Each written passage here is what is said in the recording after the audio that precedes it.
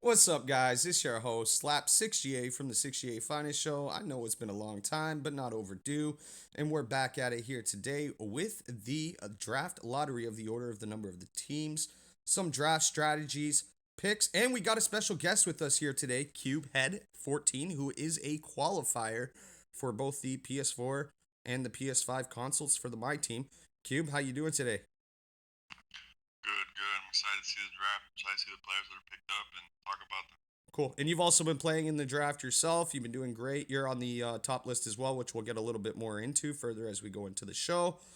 But just to start it off here, let's name one of our newest GMs that just hit the table and took the Philadelphia Flames. So we do have the Philadelphia Flame on deck. That is Hoodie Mar, as you also may know him. We have the Vancouver Wizards, ran by Trust Rich GM. We also have the Toronto 416, ran by myself. The Indianapolis Cougars, ran by Wyselmy. We have the Houston Envy, ran by Blitzen. We have the Chicago Reapers, also ran by Cactus Jack. So let's get back out of here. I know Cube's got the stats up, and Cube's going to go here and talk a little bit about our number one point scorers in the league right now.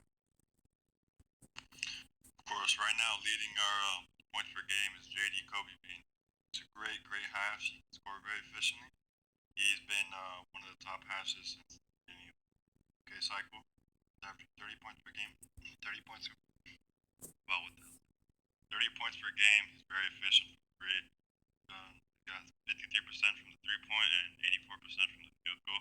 His main weakness is kind of his passing vision has been lackluster through the combines, but scoring ability is up there with some of the best hashes in the UK right now. Cool. And before we go to the next one, would you say he is in the talks to be in the first round or even a number round draft pick?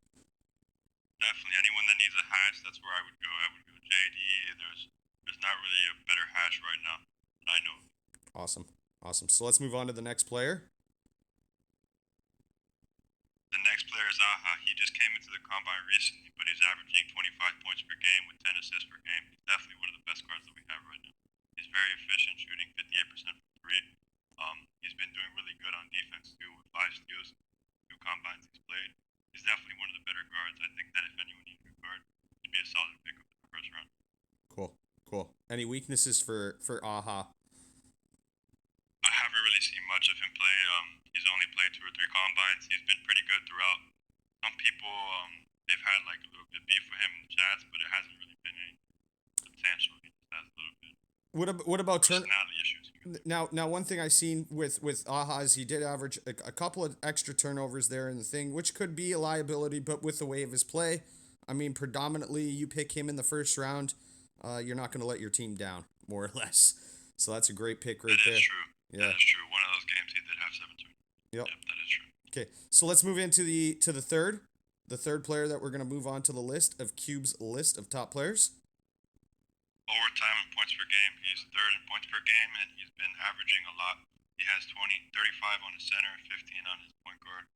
Been pretty consistent throughout. He's played on multiple positions too. I think he's played lock, guard, and big. Now I know he originally signed up as a point guard, and we do allow secondary positions.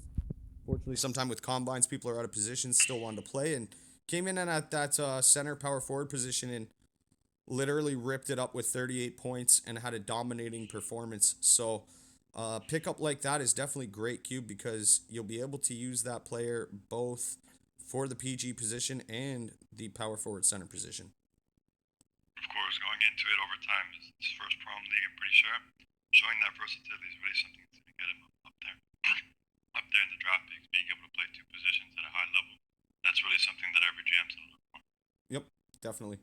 Let's move into the fourth. We'll go for the top 5 in the league, and then we'll talk a little bit more about some players and some number 1 picks, and then we'll talk about draft strategies. Of course.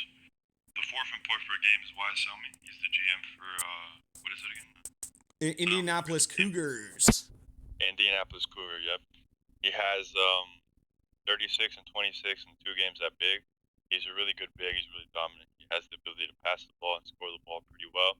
Um, so far, he's been pretty lackluster in the fouls. He's almost fouled out of 2 games, but beyond that, I think he's a good big, and I'm happy that he did. Definitely good big. The fouls that he did acquire, those were games that he was playing out of position. He was playing the lockdown defender position. So I mean, he can play out of position. The only problem is that a liability? He didn't foul out, so I mean, we'll leave it at that. So he was good to keep it below. Yep. Another thing with Waiselmi is, I see a lot of extra jumping in the paint, but I mean, his defense brings up for it, his rebounding makes up for it, and all of that. I mean, if he could put that jumping down just a little bit, he'll be an elite center in his class for sure, number one. 100% couldn't agree. And the next top center is Tendo Shack. He's the 15 points per game. So far, I think he's only played 2 or 3 combines, but he's been averaging a good 20 points per game with a very, very high field goal percentage. In this one game, he had 22 and 11 12 shooting. One thing I noticed about him is I'm pretty sure, second and third in turnovers per game. He doesn't really have the ability to make any reads, but as like an interior center, he's what you want. He has a lot of rebounds in his game. He has a lot of points in his game. He has all blocks. He's really an inside force. He's definitely one of the tops in our league for rebounds. That's for sure. So I mean, you want to go there. You want to go between Waiselmi or Shaq, between your picks. I mean, what you're going to pick there is you're going to pick rebounding and between defense and rebounding. Really, at the end of the day, and both players are great picks. So I mean, you couldn't go wrong with either one of those. Let's move into going for PGs. Who do you think is going to be a number one first round pick? Like, I mean, it's all up to the GMs and who gets their draft lottery and where they're going. But I mean, as a number one pick PG, who would you say would be on that chopping block? I think that the point guard position is very interesting. You have a lot of guys who do a lot of different things. There's scorers, there's passers, there's all types of guards in the league right now. I think that if I was to say top 3, Ish, Aha, and probably me. Top Yes. 5, I'd have to put Stunna, and I'd have to put, I think, Mark here or someone like Prime in there. They're all really good guards. I feel like Prime needs the right team to be around him. I feel like he should be up there. I also feel like he needs the right players around him. He's a player that his passing IQ is definitely top notch. He did have a couple bad combine games with turnovers. I think it was just one game actually, to be honest. Other than that, his passing game is up there for his PG. I mean, a lot of other PGs are more dominant when it comes to the scoring position, but to have that pass game and the dominance together, pretty good. Let's move into the other one you were talking about. Stunnis. Stunnis came in here. He's played multiple positions. He's went from your center to your point guard.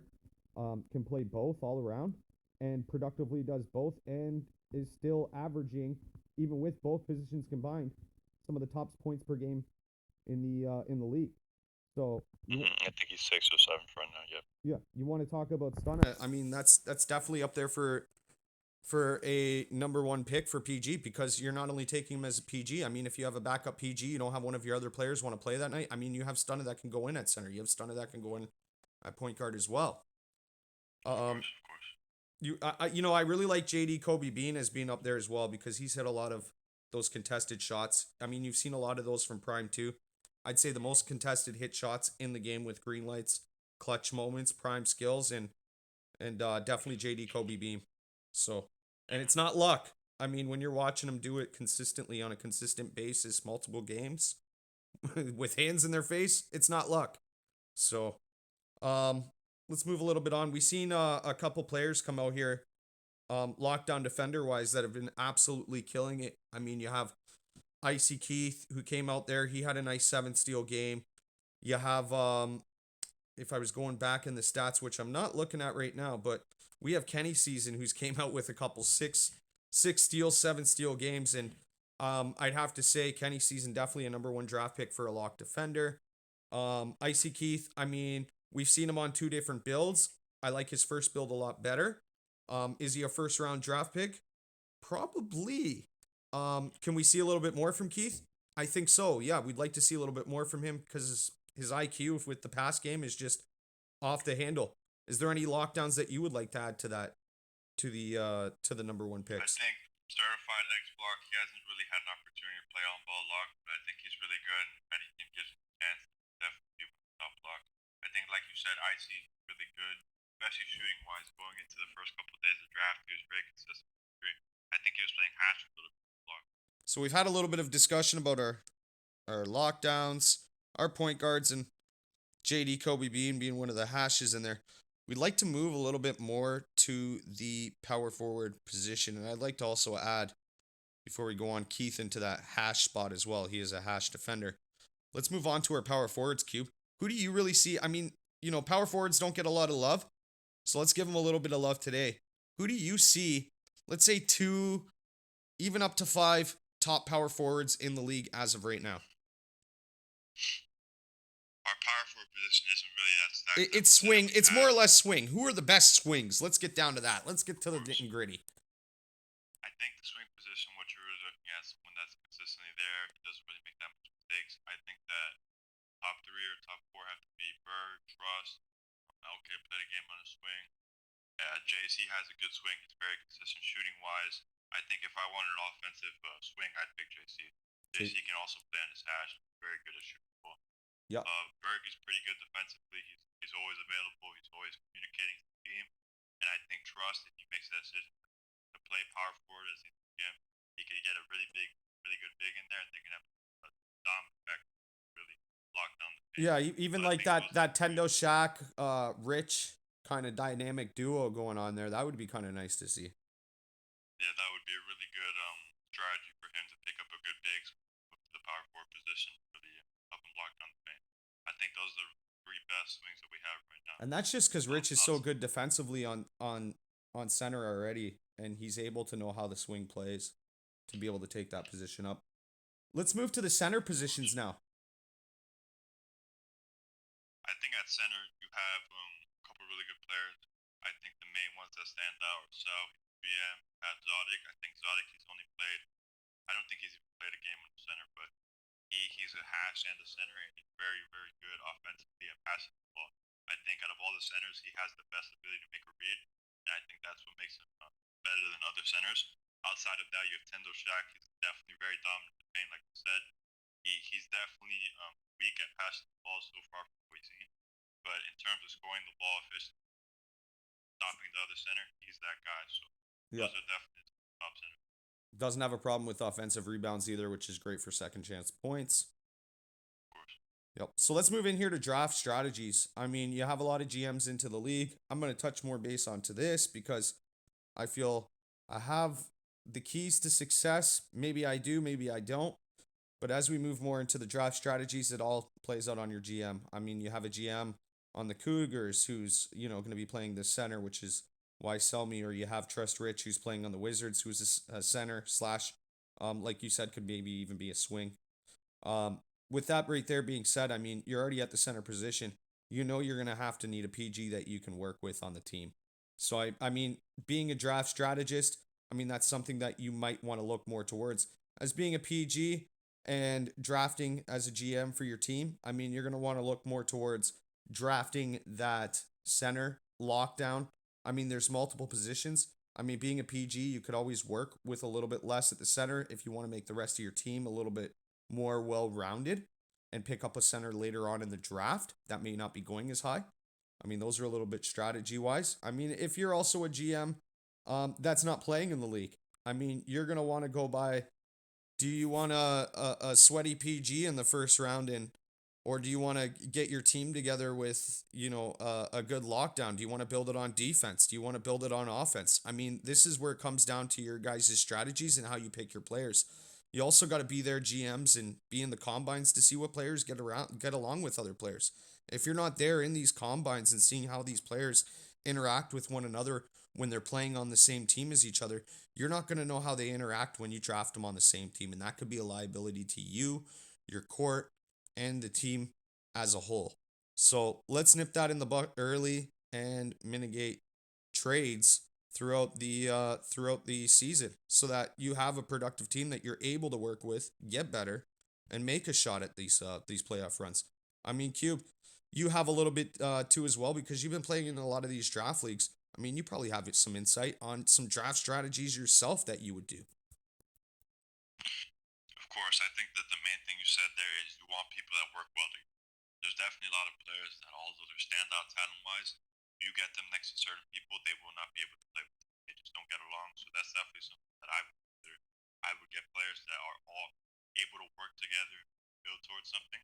And I think if you do that appropriately and you know the players that you want to pick off of that, off of chemistry, you have the ability to build on there and get really good players and get really good chemistry so you can win. Mm-hmm. I think that's definitely it.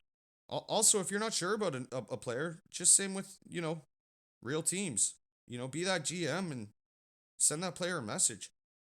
Hey, I've been checking you out in the drafts, combines. I've been loving the way you've been playing. I was really thinking about drafting you. How would you feel about playing for me and my team? Like, how would you feel? Like, would you like to, get in a couple runs with me? GMs are all open to open up their own open gyms as well to see how they interact with the players that they may be drafting as well. And I want to leave that open to owners because some of these players, you may find like someone doesn't want to play in Houston, but they may want to play in Toronto, or they may want to play. They don't want to play in Toronto, but they want to play in Detroit. And they don't want to play anywhere else but Detroit. I mean, you're gonna have those type of guys. So GMs, please reach out to some of these players that you're not sure about because that's gonna help your strategy when you're going into this draft. And you're able to build a better team. Of course, of course. I think that in the terms of the general landscape of the draft, what I would look to do is I would look to pick up a guard, then a big, and then a lock. If it was just a GM that's a big, obviously he looks for guard. But I would look for people that have multiple positions that play them well, Mm-hmm. like Stunna, like overtime. Those players are really going to give you a lot of versatility in lineups. You a lot. And if you just pick someone who only plays one position, More that's mobility really to what move I would around. look for. Definitely. Of course, the ability to move around. Yeah, and you know what? It's not bad drafting. Like, let's say you're drafting a shooting guard, you're drafting a hash. I mean, in there, if that hash can dribble that ball and he's able to create 75% of what that PG can create, I may take him first round and then take a second round PG. Do you get what I'm saying? Because it's going to be a nice deadly doer. Yep. Getting a shooting guard that can take the stress off the point guard, that's definitely something to look at. There's a lot of options. A lot of There's options a lot available. Of options A lot of routes. A lot of routes to be taken. We are gonna end off here. With saying, you know what? Thank you, Cube, for coming out. We are gonna do our team draft lottery here to the order of teams, and then we're gonna head on with our live draft coming. Well, we have our combine tonight, and then we have our next combine tomorrow night. We're gonna do the live draft hopefully right after that. I know people have been asking for an extension for combine games, so if there's enough people asking, we may do a little bit of an extension. But as of right now, the draft is still set for Sunday night. We do appreciate everybody who's been stopping in and stopping by. This is your host, Slap6GA, and we're going to head right on over to the wheel. Cube, thanks for coming out, man. Much appreciated for your insights on everything that's going on in the 6GA draft and a lot of these players. Thanks for having me. Hey, no problem. Anytime, brother. Go with the wheel spin for the draft lottery. Let's see who's getting number one. Drum roll, please.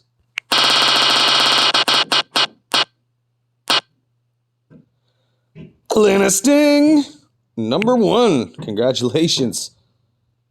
Boom, boom, boom. With the number two pick, Vancouver Wizards. Congratulations. Number three pick. Let's head on over to the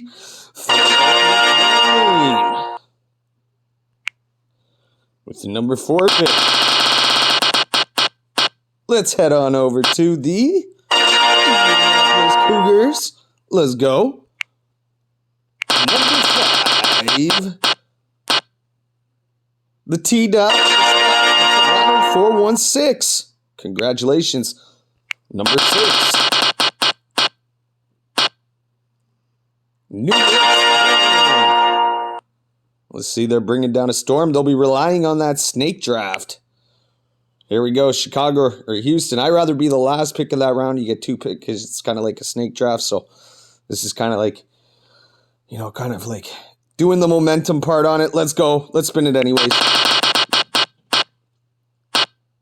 Chicago Reapers. Houston Envy. Congratulations with the snake. And that is your results for the 6G8 Draft Lottery Season 3. I'd like to thank y'all for stopping in, and we'll see y'all soon.